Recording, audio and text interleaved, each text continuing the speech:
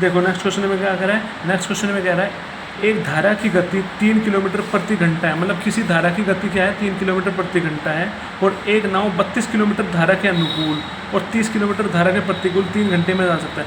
मतलब एक नाव जो है 32 किलोमीटर तो जा रही है वो धारा के अनुकूल, मतलब जिस तरफ धारा बह रही है उस तरफ जा रही है बोट, और 30 किलोमीटर धारा के प्रतिकूल, मतलब जिस तरफ धारा बह रही है उससे दूसरी दिशा में, उसके अपोजिट दिशा में कितनी जा रही है 30 किलोमीटर। तो दोनों को कितने घंटे लग रहे हैं, 3 घंटे लग रहे हैं दोनों को, मतलब 32 किलोमीटर अनुकूल गया और 30 किलोमीटर प्रतिकूल गया, तो दोनों को मिला के टाइम लग रहा है 3 घंटे। तो हमें बताना है व्हाट इज द जल में नाव की गति क्या होगी। तो नाव की गति बतानी है हमें, नाव की गति क्या होगी। तो ये पूछ रहा है, टाइम दे रखा है ना इसने कि इसने दे रखा है 3 घंटे लग रहे हैं, तो मतलब मान ले पहले टाइम 1 मान लेते हैं, टाइम 1 निकालेंगे क्योंकि 2 चीज़ दे रखी है, और टाइम 2 निकालेंगे, वो किसके बराबर हो जाएगा 3 घंटे के, क्योंकि सारी चीज़ को मिला के वो 3 घंटे दे रहा है। जो सारी चीज़ को मिला के जब 3 घंटे दे रहा है तो आने का भी, आने का टाइम, आने का और फिर वापस, मतलब पहले तो जाने का, पहले तो 30 किलोमीटर को गया धारा के अनुकूल, फिर वापस आया धारा के प्रतिकूल, तो टाइम कितना लग रहा है 3 किलोमीटर, टोटल टाइम दे दिया 3। तो पहली वाली दिशा में गया जब टाइम t1 मान लो, क्योंकि टाइम दे रखा है तो टाइम निकालना पड़ेगा, दोनों का टाइम निकाल के रख देंगे यहाँ पे। तो टाइम, समय का फॉर्मूला क्या होता है, समय का फॉर्मूला होता है दूरी अपॉन गति। तो अब ये उठा के इसमें रख देंगे। तो पहले मान लो अपनी तरफ से कि जब हमें नाव की गति निकालनी है तो नाव की गति कितनी है, x किलोमीटर पर आवर है, नाव की गति कितनी होगी x किलोमीटर पर आवर। तो सबसे पहले कितने किलोमीटर चलता है वो, कितनी दूरी चलता है 32 किलोमीटर। जब 32 किलोमीटर चला तो नाव की मतलब धारा की, नाव और धारा एक ही डायरेक्शन में है, तो नीचे आएगी स्पीड। स्पीड किसकी स्पीड लिखेंगे हम, नाव की स्पीड लिखेंगे और धारा की स्पीड लिखेंगे।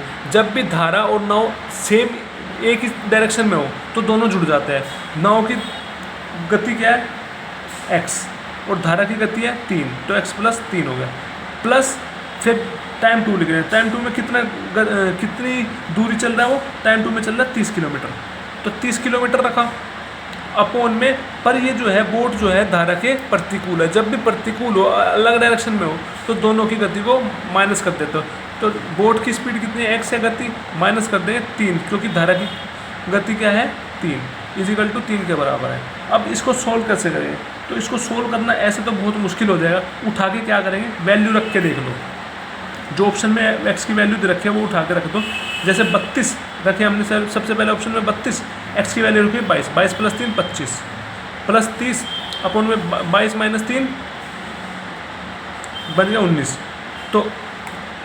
तो आप इसको यहाँ से देखो पता चल रहा है, यहाँ से अगर इसको करेंगे लगभग कितना आएगा, 25 से कम 25 70, 25 दूनी 50, 1.2 समथिंग आएगा। यहाँ से करेंगे 19 को 25 से 19 से कम 19, 11 बच गया 110, ये क्या बनेगा लगभग 1.6, तो कितना बन गया 2.8 समथिंग बना है। तो ये आंसर नहीं हो सकता। ऐसे 20 रख के देखो, इसमें 20 रखेंगे, 32 अपॉन 20 + 3 23, प्लस 30 अपॉन 20 - 3 17, तो क्या बनेगा 23 एकम 23 9, 23 एकम 23 9, 90 बन गया, पॉइंट लग गया। तो कितना बन जाएगा 23 चौक 23 दिया चलेगा 1.3, और 17 को डिवाइड करना 23 से, तो 1 17 कम 17 बच गया 13, 130 पॉइंट लग गया। तो 17 बन जाएगा इसमें आपका 34 17 70 कितना बन जाएगा, 17 का 7 से करना कितना बच गया, 17 कम 17 13 बच गया, 130 रखे ना, 130 देखो किसके पास आ रहा है, 17 70 करना, 7 7 49, 4 ऊपर 7 कम 7 4 11 119, 17 70 बन रहा है 119, ठीक, कितना बन रहा है 119, ओके 119 बन गया। तो ये कितना बन गया, और इसका क्या बन रहा है 23 कम 23 9 90 23 चौक कितना बनेगा 23 चौक 4 3 12 ऐसे लगाए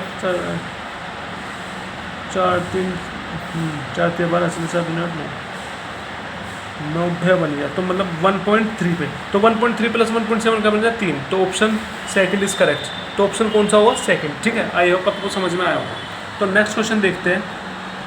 नेक्स्ट क्वेश्चन बोल रहा है, यदि पहले 3 प्राकृतिक संख्याओं के वर्गों का योग 385 के बराबर है तो n का मान ज्ञात कीजिए।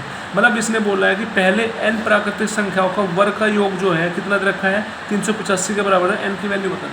तो आपको फॉर्मूला पता है कि जब भी हम n प्राकृतिक संख्याओं के वर्गों का योग निकालना होता है उसका एक फॉर्मूला होता है क्या, n into n+1 2n+1 upon 6 किसके बराबर 385 के बराबर।